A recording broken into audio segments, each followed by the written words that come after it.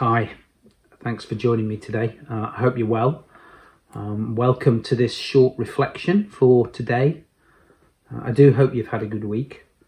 For me this week, I've been particularly struck actually by three images that have been very prevalent in the media. The first, obviously the really awful image of Floyd George being killed in Minneapolis by the very people that should have been protecting him. Awful image that is, really haunting. But I've also been really struck by two other images, and they're two images of different people holding up Bibles. Firstly, an image of that same man, Floyd, with a group of friends from his church holding his Bible.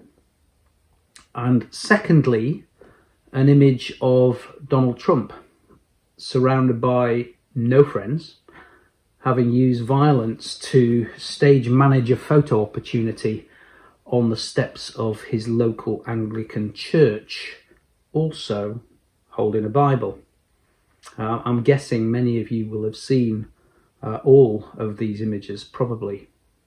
And of course these two images, especially of these two men holding Bibles, couldn't be more different. One was held by its owner. It had their name on it. It was obviously well used and well loved.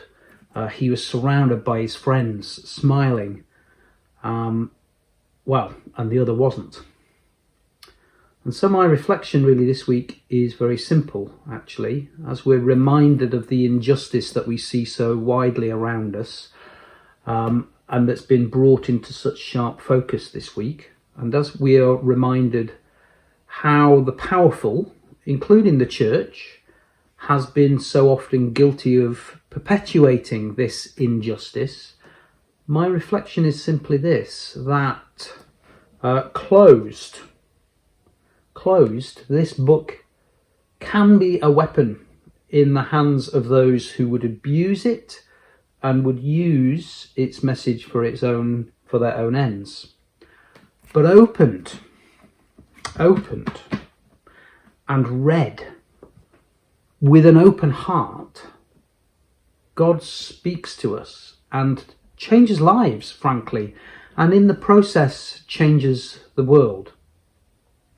Now, I'm not pretending that it's always totally straightforward or easy reading this set of books. It is full of seeming inconsistencies, tensions, conflicts and puzzles.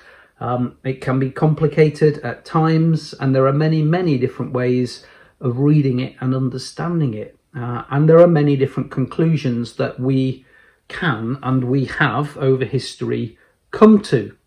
So this morning I just thought I would very simply open the book and offer us two very short texts from it. I could have picked hundreds, but these are the two that struck me today. So first, right at the beginning of the book, right at the beginning of the story, in the account that grapples with God's creative act of bringing all that we see into being from nothing, we hear these words, and from Genesis chapter 1. And he says this: So God created humankind in his image. In the image of God he created them. Male and female he created them. God saw everything that he had made, and indeed it was very good. And our second very short passage from almost the other end of the book, really, in Paul's letter to the church in Galatia, to the community that had formed around him. He says this: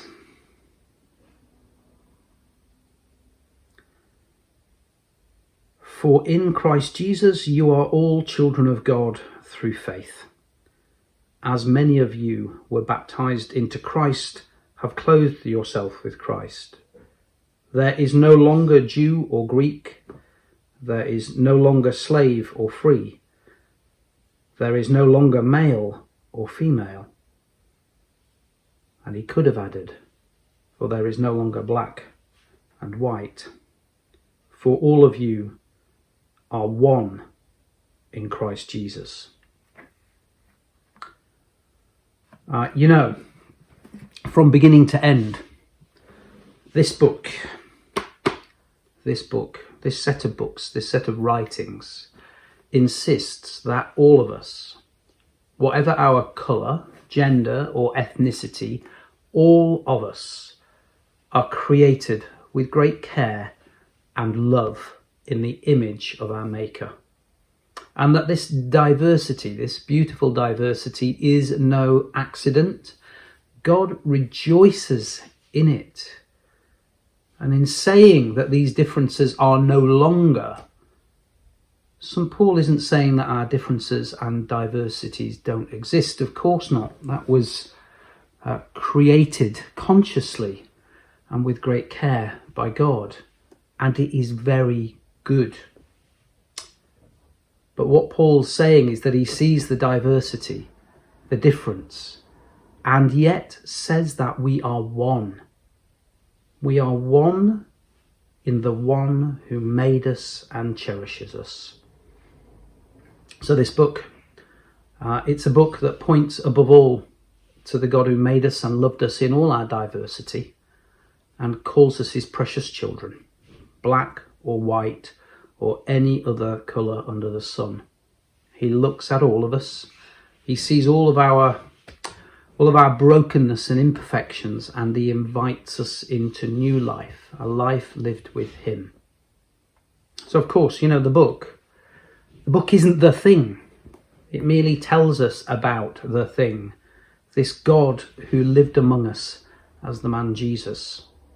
But through this book, God continues to speak to us today, inviting us to live lives of peace and justice for all. So can I encourage you today, whether for the first time or for the 1,000th time, open the book.